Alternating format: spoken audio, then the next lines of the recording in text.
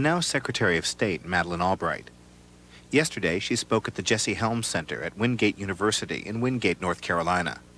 She discussed foreign policy issues, including the Chemical Weapons Convention being considered for ratification by the U.S. Senate. Her remarks are about 35 minutes.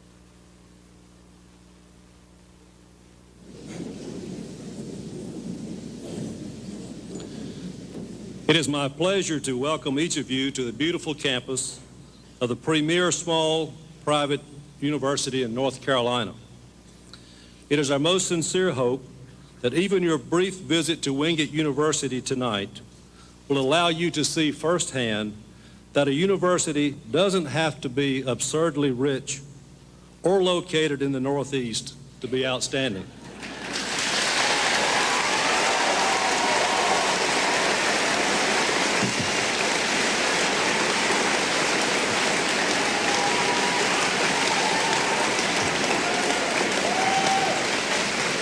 Thank you.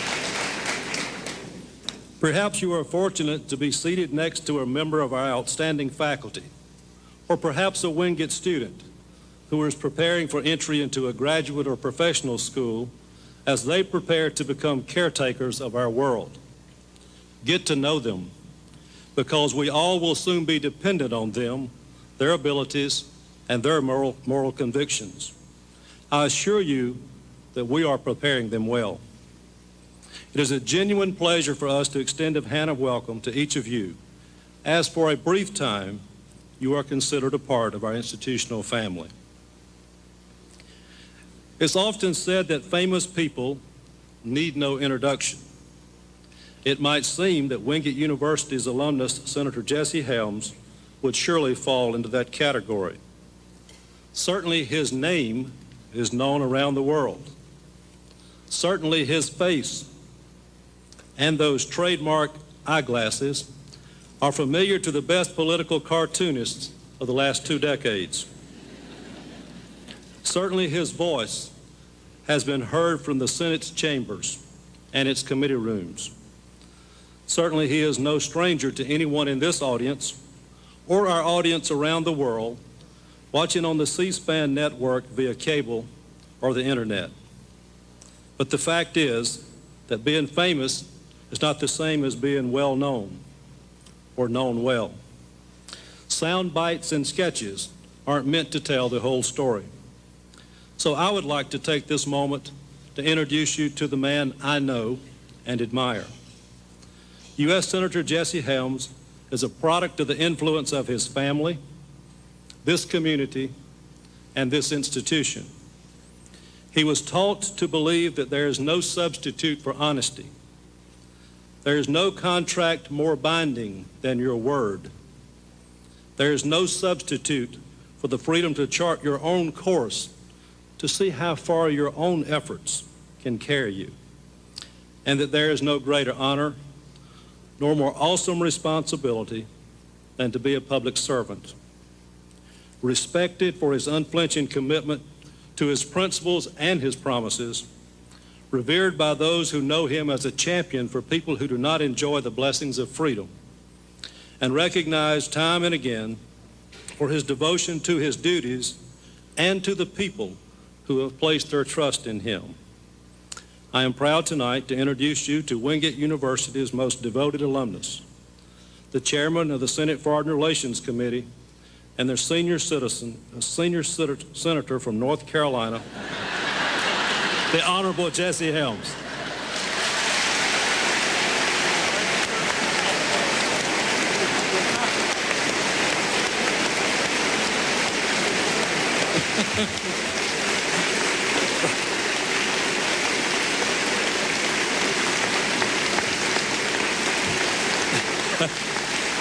Thank you very much. You're my home folks, and you know that Jerry was right the first time. Minnie Pearl used to say every Saturday night, "I'm glad to be here," and I know exactly what she meant. Dr. Jerry Mcgee is, as you know, a remarkable university president and a splendid friend, and I find myself wishing, as I heard someone put it after his having been eloquently introduced by his friend, He said, "I wish my parents had lived to be here tonight to hear, in my case, Dr. Mcgee's kind words." And then he added, "My father would have enjoyed it, and my mother would have believed it." Dr. Mcgee and our distinguished guest are blessed with equal amounts of boundless energy. Jerry Mcgee's hobby is officiating NCAA football games. Throughout the autumn months, I see him on network television with his striped shirt, running up and down the field, carefully watching a bunch of young guys, every one of whom is twice as big as he is. But seriously, Jerry, I deeply appreciate what you've said. All of us are very proud of your great work here at Wingate as a leading American educator, the Northeast included.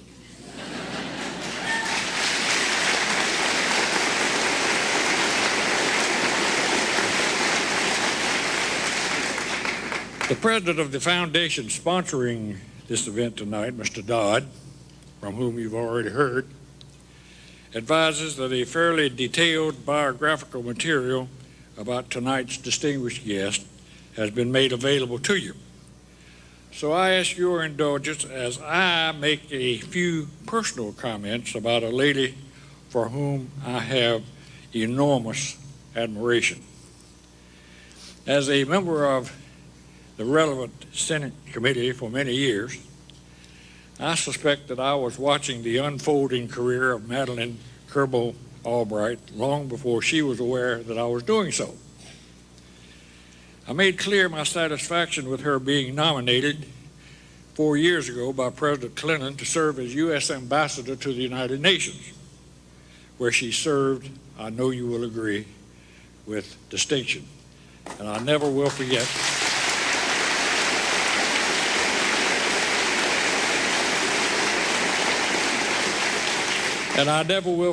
how she told that guy off about those Cuban pilots who shot down an unarmed plane.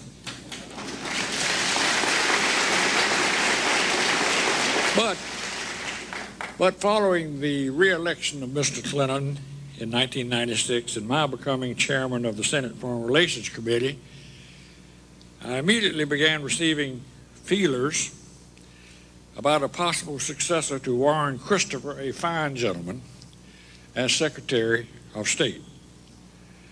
Now, let me confide in you that for years I have hoped that a competent and qualified woman would be tapped for that responsibility. In fact, I did my best to promote Jean Kirkpatrick for Secretary of State, but I was not then the chairman of the Foreign Relations Committee. In any event, Mrs. Albright's nomination was promptly sent up to the Senate and referred to the committee.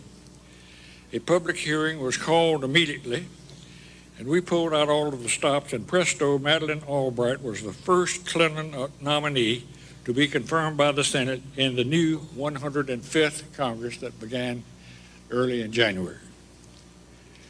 Now, since that time, it's no exaggeration to say that she has won the hearts of millions of people across America and around the world. The leaders in Beijing were impressed. In Moscow, President Yeltsin and Secretary Albright chose not to use interpreters because, you see, U.S. Secretary of State Madeleine Albright is the first U.S. Secretary of State in history to speak Russian fluently. So they didn't need an interpreter.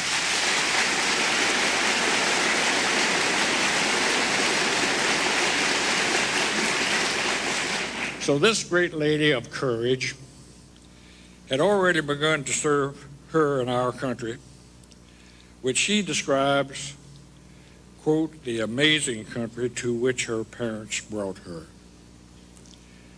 That indicates the splendid, marvelous humility of this lady.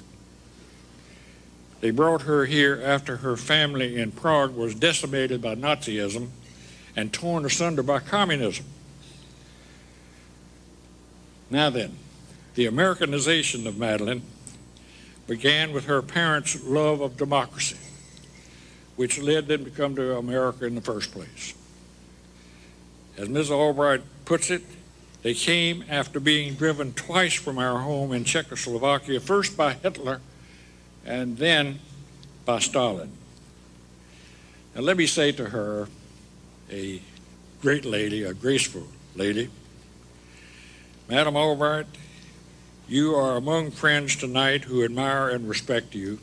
I think you have already detected that. So ladies and gentlemen, let's you and I join in heartily welcoming the distinguished 64th, by my count, U.S. Secretary of State, Madeleine Albright. Ladies and gentlemen.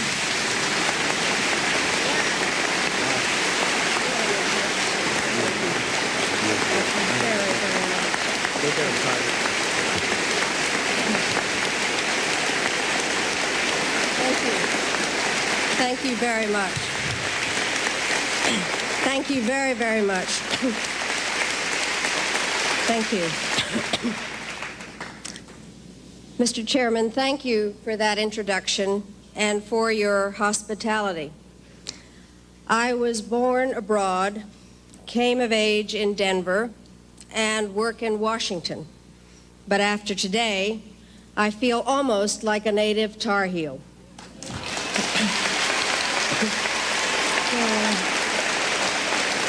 Thank you all very much for making me feel so much at home. Dr. Mcgee, Dr. Prevost, Mr. Dodd, Mr. Baldwin, students, faculty, and distinguished guests. It's an honor to participate in the Jesse Helms lecture series.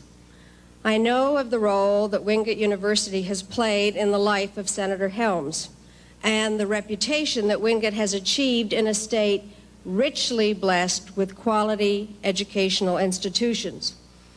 As a former professor, I love academic surroundings, and old habits die hard. When I testify before Senator Helms' committee, he is always reminding me that not every question requires a 50-minute response. Despite that, the chairman and I get along very, very well, which some people find puzzling. They wonder what we have in common. After all, the senator is from rural North Carolina, and I was born in the capital city of Czechoslovakia. He can square dance, and I've done the Macarena, and unlike the vice president, I actually move.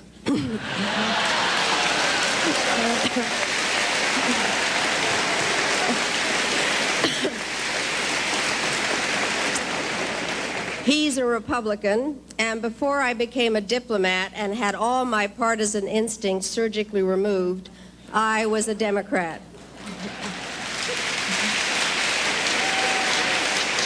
So what gives? I think the answer can be found on the very first page of Senator Helms's book. I have no doubt, writes the senator, that being an American in the 20th century is the greatest fortune that can befall a human being. Chairman Helms and I do not always agree, but we are both grateful for the privilege of living in this country. We both understand that our ability to debate differences freely and without fear can never be taken for granted. Millions have died for that right, and hundreds of millions are still denied it. We both believe that the concept of individual liberty set out in the American Constitution remains, after more than 200 years, the world's most powerful and positive force for change. And we both agree that if our freedoms are to survive through the next American century, we cannot turn our backs on the world. At Wingate University, you also recognize that. As your brochure says, here, world awareness required studies are to be taken. Members of the university community are encouraged and helped to travel. It's an important part of your preparation for the future. When you, who are students, graduate, you will compete in a global marketplace. Your jobs may depend on the vigor of overseas trade. The security of your families will be influenced by whether we're able to prevent the spread of nuclear weapons. whether we can stop small wars from growing into large ones, and whether we can win the fight against international terror, crime, drugs, and disease. An important part of my job as Secretary of State is to spread the word that the success or failure of American foreign policy will be one of the determining factors in your lives, as it has been in mine. And I suggest to you, as you think about your futures, that you consider how you might contribute to America's success. To me, there is no goal more meaningful or exciting and no field more interesting than international affairs. Who knows, one day, one of you may become Secretary of State, even the men.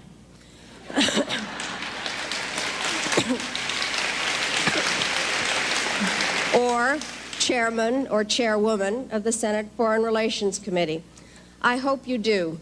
I also hope that the world you will inherit will be in as good or better shape than the world we have today. To that end, American foreign policy is dedicated to 3 central goals. First, we strive to keep our people safe by defending against threats to our security and that of our allies and friends. Second, we work to keep our people prosperous by creating an ever-expanding global economy in which American genius and productivity receive their due. And third, we are determined to keep our people free by promoting the principles and values upon which America's democracy and identity are based. Today, as a result of American diplomatic and military leadership from administration of both parties, our citizens are safer than at any time in memory. Russian warheads no longer target our homes, and nuclear weapons have been removed from Ukraine, Belarus, and Kazakhstan. North Korea's nuclear weapons program has been frozen and will be dismantled. Iraq's Saddam Hussein remains trapped in a strategic box, unable to threaten Iraq's neighbors or us. In Asia, we are building with allies and friends a community of nations based on common interests and a shared commitment to peace. In Europe, where America has fought 2 hot wars and 1 Cold War this century, we're making progress towards a continent that is wholly united, peaceful, and free.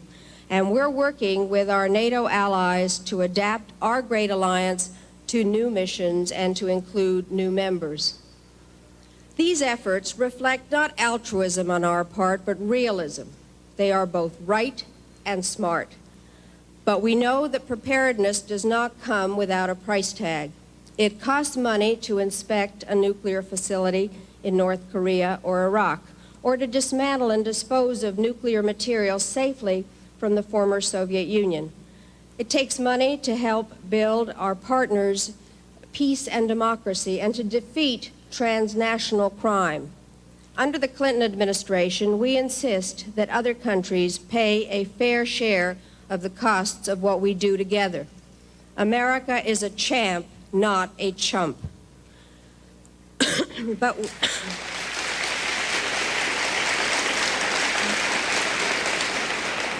we cannot lead without tools. I have urged Chairman Helms, as I urge you, to support the President's request to fund our international affairs programs. The amount for everything from aid to Israel to building peace in Bosnia to buying pencils for our embassy in Tokyo equals about 1% of our total budget. But that 1% may determine 50% of the history that is written about our era, and it will affect the lives of 100% of the American people. One of the President's top early priorities, which will certainly affect our lives, is a treaty to ban chemical weapons from the face of the earth. That agreement, known as the Chemical Weapons Convention, or CWC, will enter into force on April 29th. Our goal is to ratify the agreement before then so that America will be an original party.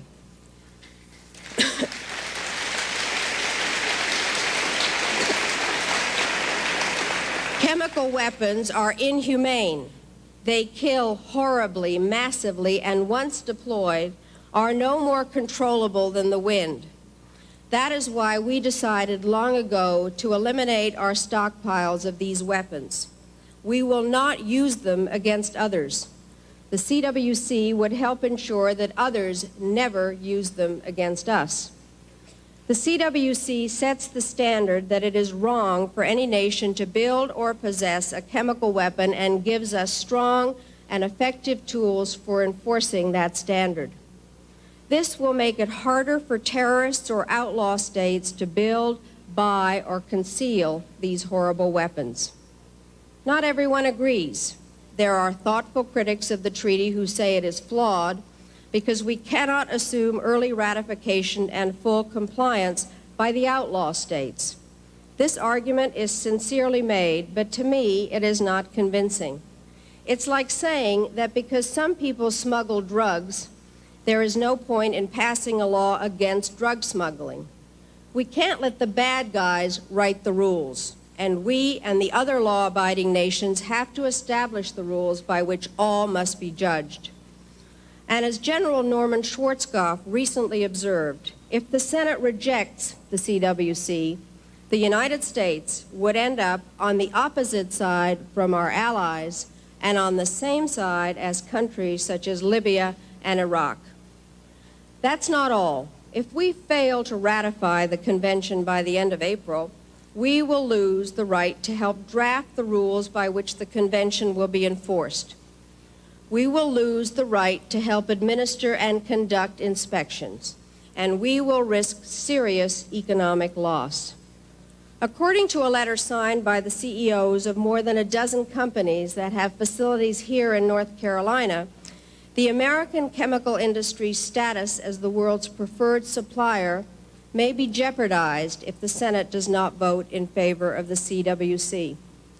According to those executives, quote, we stand to lose hundreds of millions of dollars in overseas sales, putting at risk thousands of good-paying American jobs, unquote.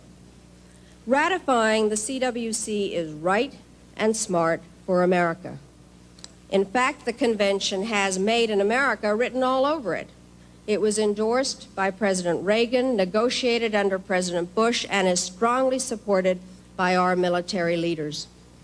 In the weeks ahead, the President and I will be working to persuade senators to give this important treaty their timely approval. A second major goal of American foreign policy is to create American jobs. Here, the Clinton administration has had extraordinary success. Since 1993, more than 200 trade agreements have been negotiated, causing exports to soar and creating an estimated 1.6 million new jobs nationwide. This matters to states such as North Carolina that rely a great deal on exports.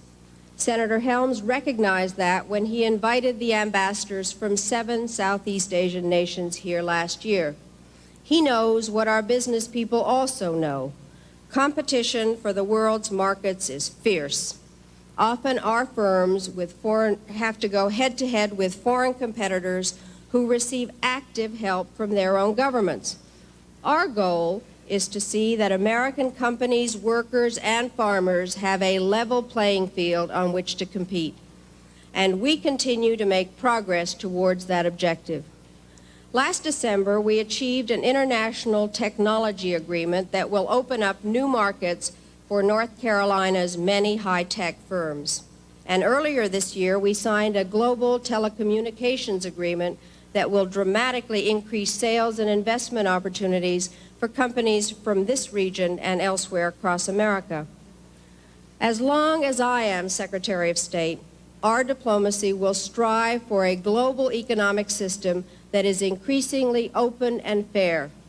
Our embassies will provide all appropriate help to American firms. Our negotiators will seek trade agreements that help create new American jobs, and I will personally make the point, as I did during my recent visit to South Korea, Japan, and China, that if countries want to sell in our backyard, they had better allow America to do business in theirs.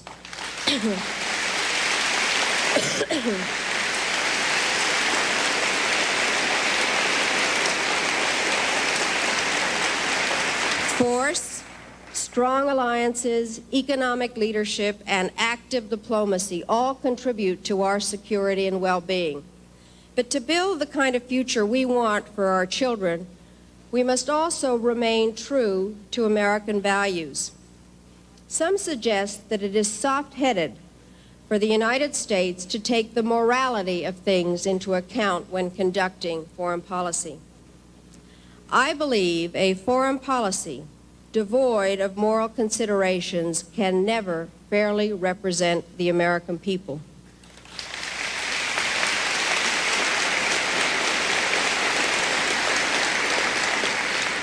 It is because we have kept faith with our principles that in most parts of the world, American leadership remains not only necessary, but welcome. That is why we must fight and win the war against international crime and put those who traffic in illegal drugs permanently out of business. It is why we must stand up to the forces of international terror.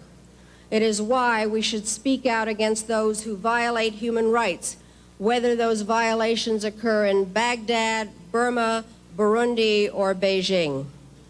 It is why we should keep our word and pay our debts to the international organizations we rely on to help fight hunger, control epidemic disease, care for refugees, and ensure the survival of infants and children.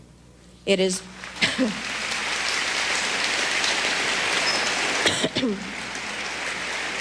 It is why we should ratify properly drafted international conventions on human rights, including, almost 20 years after it was signed, the Convention to Eliminate Discrimination Against Women.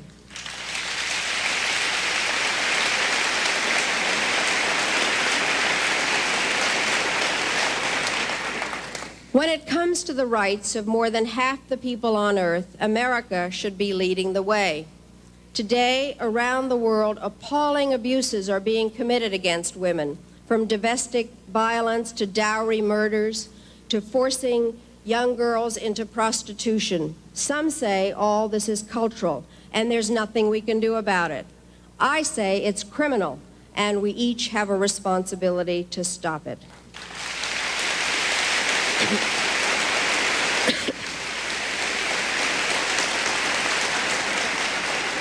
Finally, if we are to be true to American values, we must do all we can to see that government of the people, by the people, and for the people continues to make progress around the earth. One of the great lessons of this century is that democracy is a parent to peace. Free nations make good neighbors. Compared to dictatorships, they are far less likely to commit acts of aggression, support terrorists, spawn international crime, or generate waves of refugees.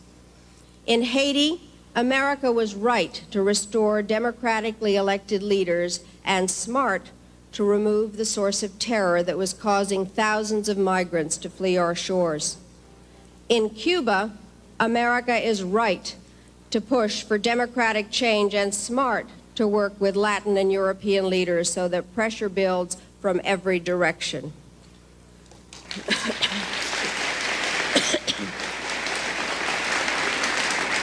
Today, in our hemisphere, only Cuba remains unfree.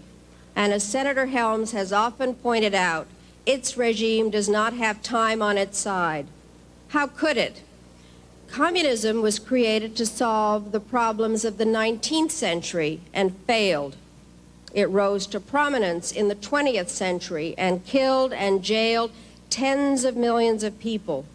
Now, on the threshold of the 21st century, it is a relic, a sinking ship that will soon disappear beneath the waves of history. It could not compete with the idea of freedom.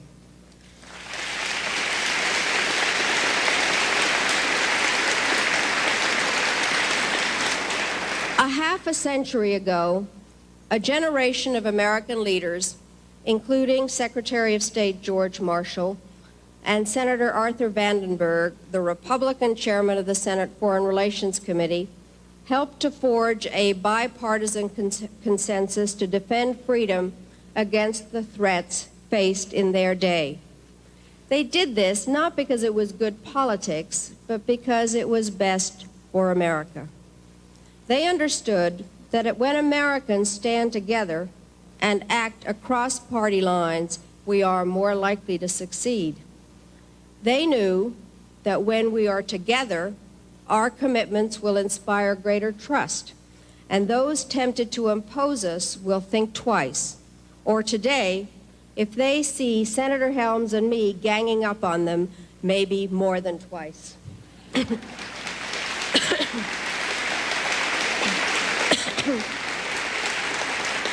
Above all, our predecessors understood that the ties that bind America are far stronger than disagreements over any particular policy and far more durable and profound than any party affiliation.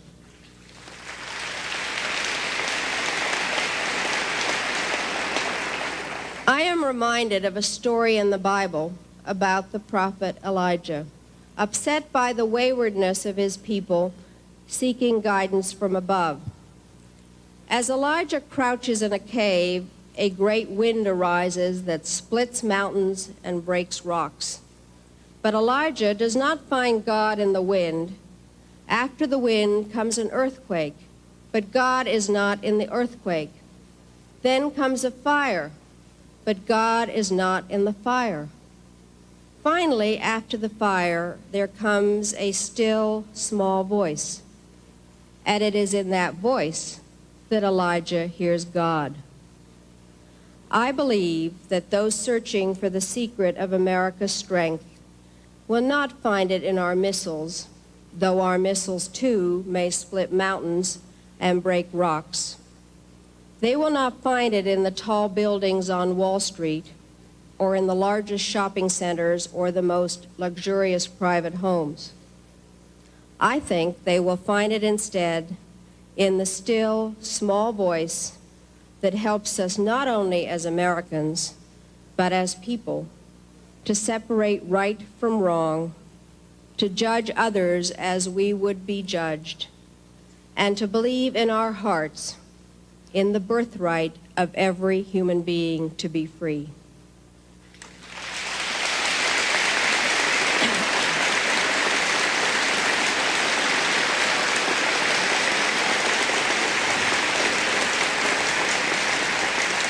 Let us all, Republican and Democrat, old and young, rich and poor, heed that voice. Let us respond to the threats we face in our day by building a future based on what is smart and what is right. A future that will bind our people together, secure our freedoms, and protect our citizens through the remaining years of this century and into the next. Toward that end, I pledge my own best efforts and ask your help. Thank you very, very much.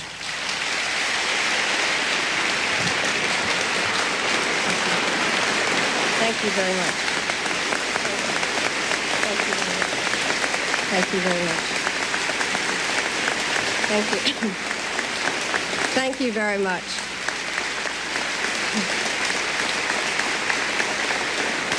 Thank you all very much. Thank you. I wonder if I could ask my partner, Chairman Helms, to come up here. We're going to have a little bit of fun, my friend. Because of your great hospitality and generosity, not only today, but generally, I have a present for you. This is the present.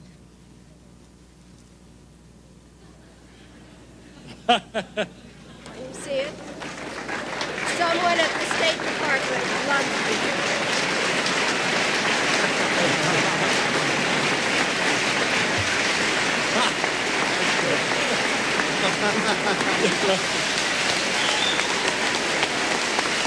You are great. Thank you so much.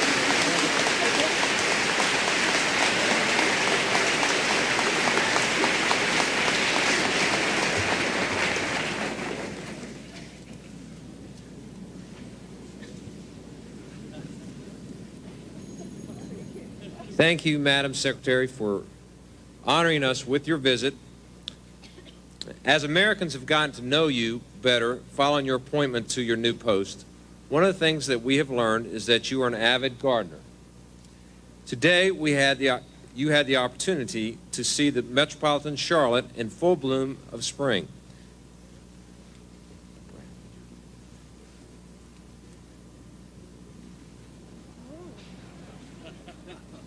This gift is intended to help you recreate some of the beauty in your own garden. Thank you. That's wonderful.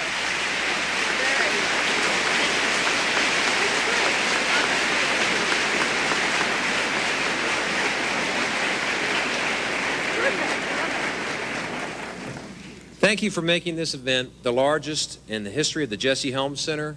Please remain seated while the platform party departs. Thank you again.